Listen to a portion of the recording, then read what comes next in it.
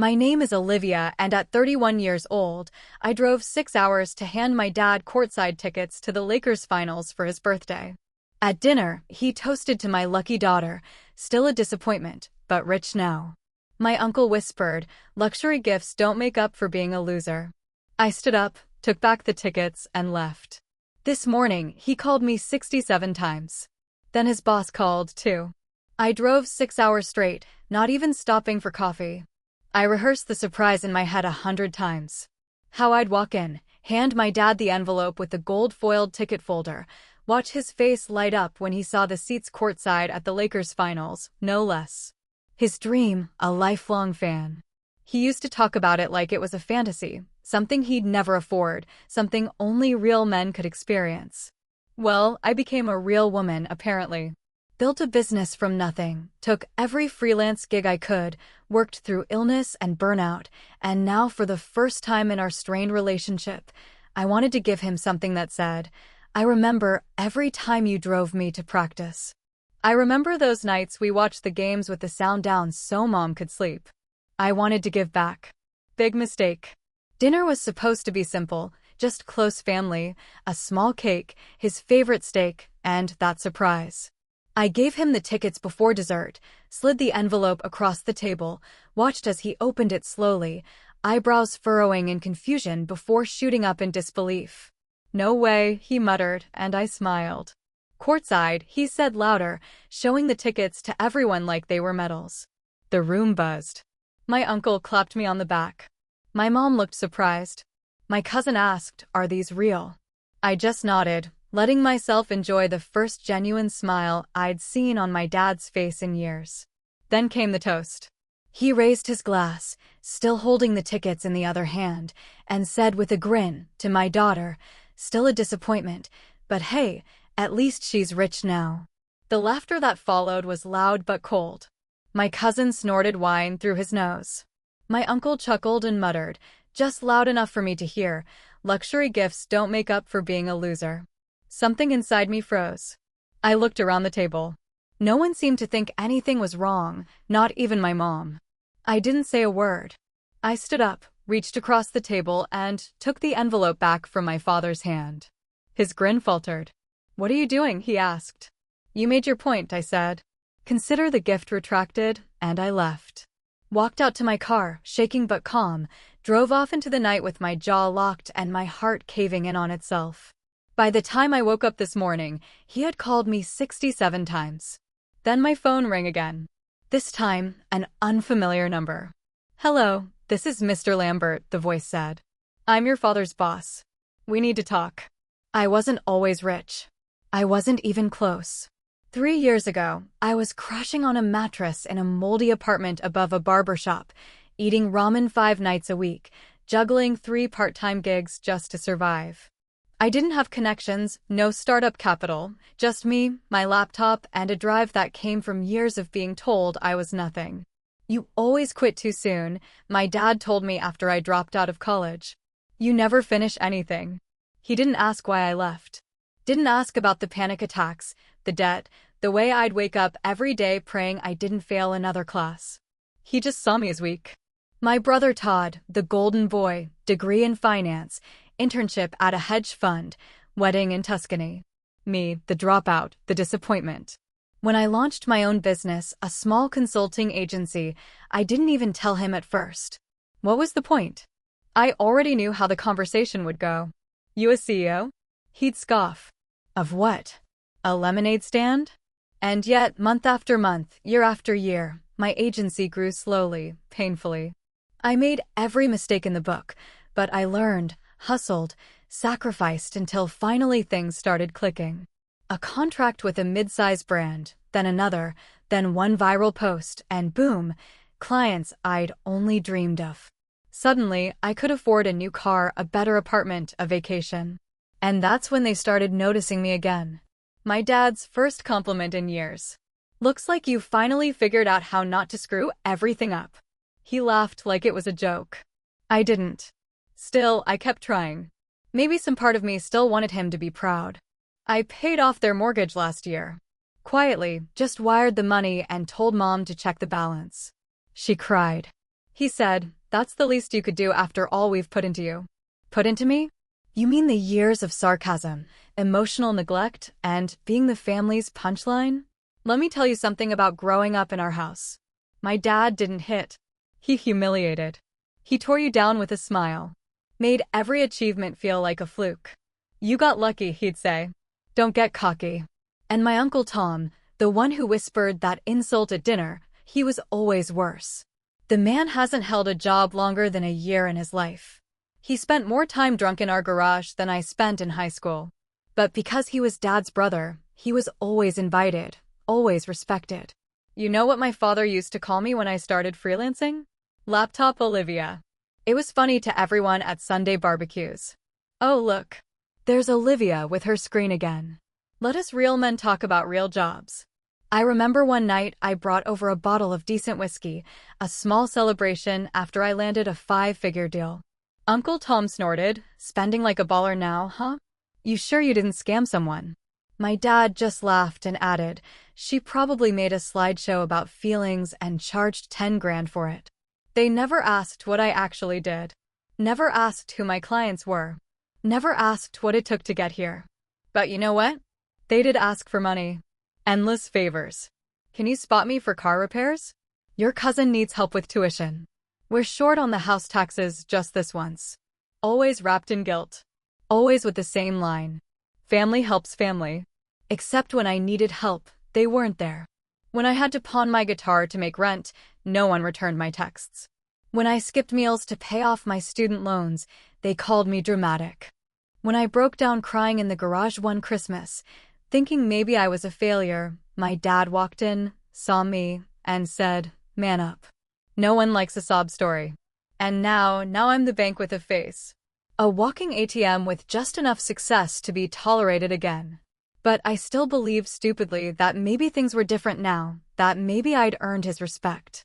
That's why I bought those Lakers tickets, $8,000 courtside for him. Because I remember the old photos of him in his high school jersey, the stories of how he used to sneak a radio into his bedroom to listen to the finals. Because despite everything, I thought maybe this would be the moment.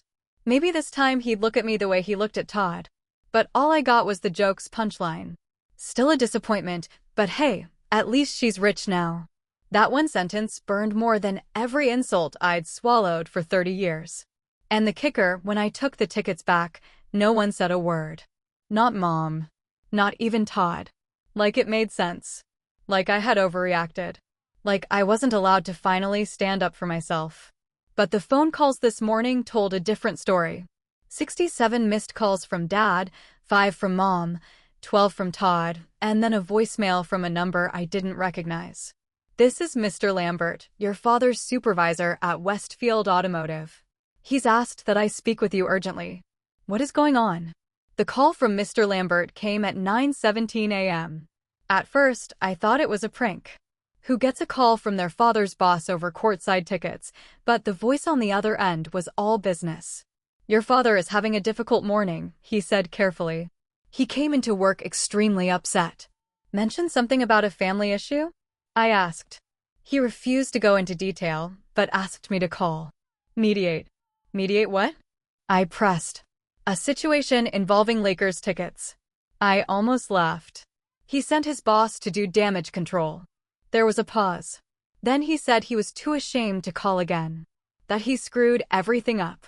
His words. I hung up. 5 minutes later, my mom called. "Your father didn't sleep all night," she said without so much as a hello. "He was crying." That stopped me. My father crying. He's not well.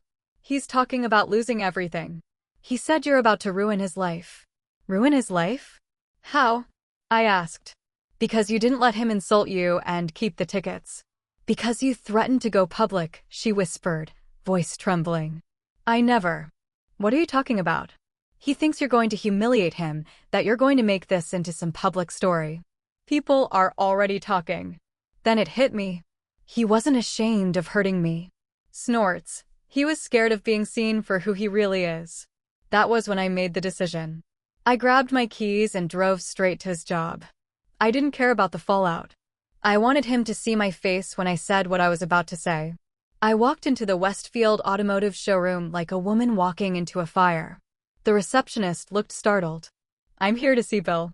Her eyes flicked toward the office down the hall. He's with someone." "Not anymore," I said, and pushed the door open. My dad was sitting at his desk, pale, hunched forward, a cup of coffee shaking slightly in his hand. He looked up, and for a moment I thought he might collapse. "Jesus, you came," he muttered. I closed the door behind me and stood. "You called your boss," I said flatly. "I panicked," he said. "I thought maybe if he could talk to you." "Talk me into what?" "Giving you the tickets back, apologizing for standing up for myself." "I didn't mean what I said," he blurted. "It was a joke. A bad one." I was nervous. Everyone was looking at me. "You've had 33 years of practice making me the butt of your jokes, Dad. Don't act like this is new." He looked away silent. "I gave you something priceless," I continued. "And you turned it into a punchline. And when I walked away, you didn't chase me. You just sat there." I didn't know what to say. "You never do, but you always know how to hurt." Then he said it. The thing I will never forget. "You think this makes you strong?" Walking away. "You're still that scared little boy who couldn't throw a ball, right? Just richer now."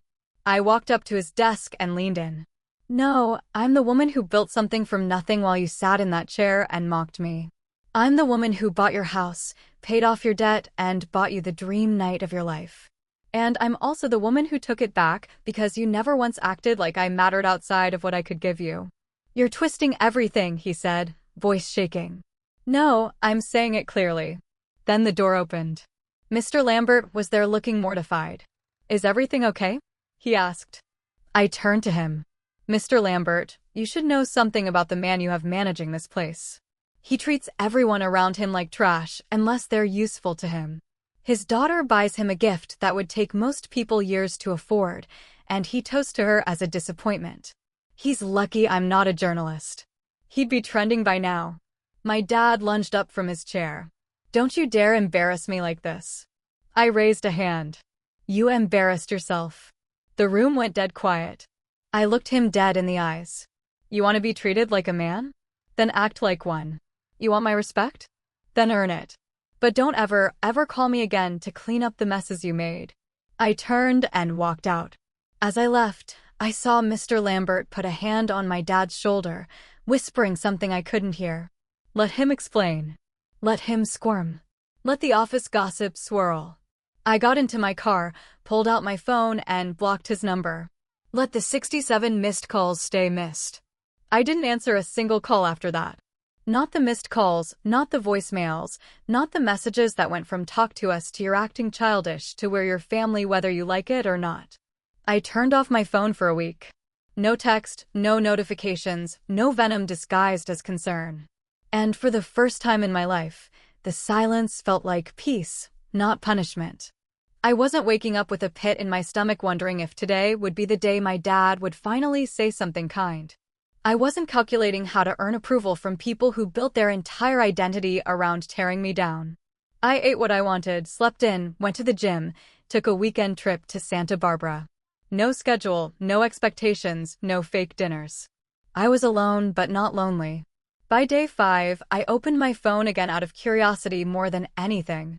73 missed calls, 41 from my father, 12 from my mother, 8 from Todd. The rest unknown numbers, and 1 from my dad's work line again. I listened to one voicemail, just one. "Daughter, I know I screwed up. I know. I've never been good with words. You know that. But I didn't mean it. You've got to believe me. Don't let this be the end of us. Please call me. I'm sorry." But I didn't call him back because I realized something. He wasn't sorry for what he said. He was sorry it finally had consequences. And yet the moment that truly ripped the mask off came 2 weeks later when my mother showed up at my door. I opened it half asleep, still in sweatpants and an old hoodie. She looked small, tired, holding a casserole dish like she thought we were still playing 1950s Family. "Hi," she said softly. "Can we talk?" I didn't answer, just moved aside and let her in. Not out of guilt, just curiosity. She set the dish down, sat on my couch like it was sacred, and started immediately. "Your father hasn't been the same." I didn't reply. He hasn't eaten. He missed work. Lambert says he's thinking about retiring early. So now you're here, I said, because he's finally spiraling and no one's there to clean it up. No, she snapped too quickly. I'm here because you're his daughter. And when I was buying him gifts and paying his mortgage, that made me wet. His credit card. Her mouth opened, closed. She didn't have an answer. I leaned back. You came to guilt me into forgiveness, not to understand, I said. I came because I love you, she said. No, I corrected. You came because I'm useful. Or was. The moment I set boundaries, I became the villain. She wiped her eyes like she couldn't believe this was happening. But I wasn't done. I gave him everything. Time, money, respect, and all he gave back was mockery. And now that I walked away, you want me to fix the damage you let him cause? You think it was easy for me? She hissed suddenly. Living with that man, watching him break you down while I tried to hold this family together. Oh, so now you're the silent martyr. I stood. You sat at every dinner, heard every insult, laughed at every cruel joke, and not once did you say, Bill, stop. You don't get to play innocent now. Her shoulders sagged. I'm not here to defend him, she said. I'm here to ask if there's a way back. No, I said. There's a way forward, but it doesn't include him dragging me backwards. She looked broken, and I didn't feel powerful. I didn't feel vindicated. I felt free. But the real breaking point came 1 week later. Another knock at the door. I opened it, and there he was, my father. His eyes were bloodshot. He had lost weight. Looked like someone had taken the arrogance and wrung it out of him. He didn't speak for a few seconds. Then finally, I lost the tickets, he said. I blinked. What? He pulled a crumpled envelope from his jacket. I kept them in my drawer even after you took them. Like some part of me thought maybe if I said the right thing, you'd give them back. But I lost them. I don't care, I said. He nodded. I know. I didn't come for those. Then he said something I never thought I'd hear. I was a cruel man to you your whole life. I thought if I pushed you hard enough, mocked you just enough, you'd try harder, that you'd prove me wrong. I stared at him. You think that's love? No, he whispered. I think that was cowardice. He sank onto the step outside my door. I don't know how to fix this. I don't even know if it can be fixed, but I want you to know. I see it now. I see you. And I hate that it took losing you to get there. He reached into his coat, pulled out an old faded photo. Me at 9 years old holding a basketball in both hands, grinning with 2 missing teeth. I keep this in my wallet, he said. I used to look at it and wonder what happened. Now I realize I happened. I didn't speak. I didn't cry. I just looked at him and said, that girl deserved better. And I closed the door. A week after I shut the door on my father, the silence settled in like dust in an empty house. No more calls, no more visits, no more guilt masquerading as love. And still, I didn't miss them. I thought I would. I thought I'd lie awake wondering if I was wrong. But I didn't. Not once. Because for the first time in my life, I didn't feel like the broken one. I felt like the only sane person who finally stepped out of a burning building and let it collapse without running back in. My therapist, yeah, I finally got one, asked me something during our first session. Do you grieve the father you had or the father you wished you had? I didn't even need to think. The one I wished I had, I said, because the one I had, I never truly knew. I only knew who I had to be to survive him. She nodded. Then your grief is a rebirth. You bet it was. I spent the next few weeks building a new rhythm, no family dinners, no backhanded compliments, no last-minute favors with the expectation of silence in return. Instead, I poured into me, work, gym, reading, rest. I bought a piano even though I barely knew how to play. Took lessons like a stubborn beginner. I started hiking on Sundays alone without telling anyone. No Instagram, no proof, just me and the world.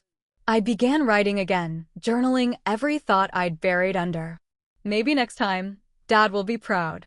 And then something strange happened. Todd called. I let it go to voicemail, of course, but curiosity got me, and I played it later that night. Hey, listen. I don't know how to say this, but I get it now. About Dad, about everything. I heard what happened at his work. I heard about what you said. I I think I should have stood up for you that night. Pause. He's not well, Mom says. He won't say it, but he's not eating. Keeps staring at some photo of you as a kid. He quit Westfield last week. Just walked out. No plan. No goodbye. Pause again. I guess I'm just saying you were right. I was blind and I'm sorry. I deleted the message. Not out of spite, out of peace.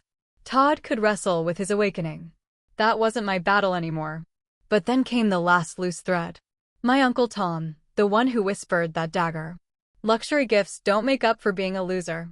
He texted me 2 lines the next Friday. Didn't mean it like that. You know how I joke. Come by this weekend. Family's asking about you. I didn't respond. Instead, I took a screenshot, printed it, folded it neatly, and slid it into an envelope. On the back, I wrote, "Luxury apologies don't make up for being a coward." Then I mailed it to him. No name, no return address, just a truth. He couldn't laugh it away. A week later, I got an unexpected message, not from any of them. It was a DM on LinkedIn from a woman named Natalie Holston. "Hi, you don't know me, but I used to work with your dad. He talked about you constantly, never in detail, but with this weird mix of bitterness and admiration. I just wanted to say what you did, taking back your power that mattered. People noticed. I noticed. And you inspired me to finally cut ties with my own toxic family. So, thank you." I stared at it for a long time.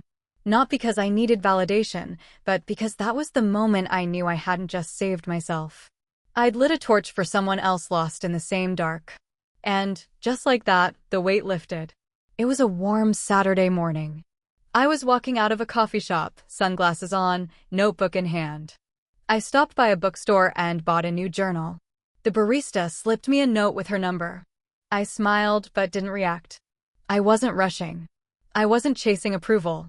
I wasn't performing. I was just being.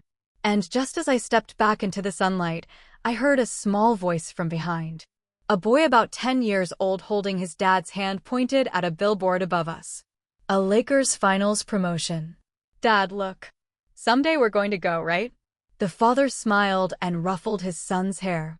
"One day, yeah, I'll get us there." I stopped. My throat tightened for just a second. Not from pain, but from the realization that I didn't envy that boy anymore. I had become the woman he wished his father would be. And that woman is no longer desperate for anyone's approval at the table because she built her own. Final thought, moral. I'm not angry anymore. I'm not waiting for the apology that will never come. I'm not haunted by the words "still a disappointment" because I know who I am and I know what I'm not. I'm not your scapegoat, not your bank, not your punching bag. I'm not your daughter if that means being your victim. I'm my own woman and I finally am free. The sunlight felt warmer that day, not because it had changed, but because I had. And for the first time in my life, I could just stand there whole, unshaken, and entirely.